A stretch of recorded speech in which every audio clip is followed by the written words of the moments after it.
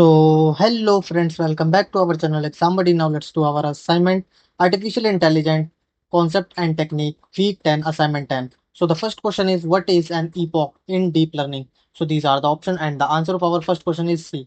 The number of times the entire data set is passed through the neural network during training. Now the second question is, what is the purpose of data normalization in deep learning? So these are the options and the answer of our second question is A.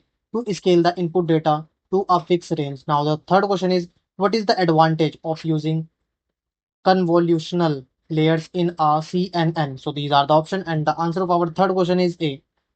They can capture local spatial patterns in the input data. Now, the fourth question is, which layer type is used to reduce the spatial dimensions in a CNN? So, these are the options, and the answer of our fourth question is B. Pooling layer. Now, the fifth question is, what is the purpose of the fully connected layer in CNN? So these are the options and the answer of our fifth question is A. To capture global patterns in make predictions. Now the sixth question is, what are the two main components of a GAN? So these are the options and the answer of our sixth question is C.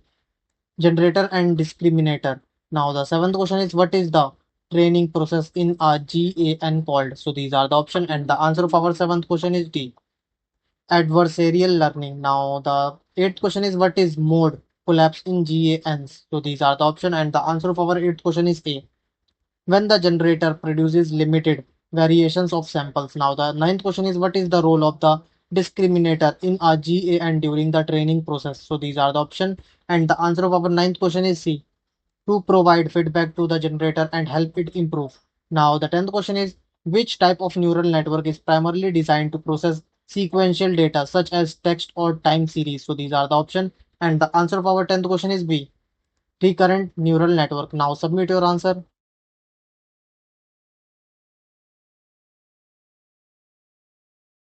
Thank you friends for watching our video.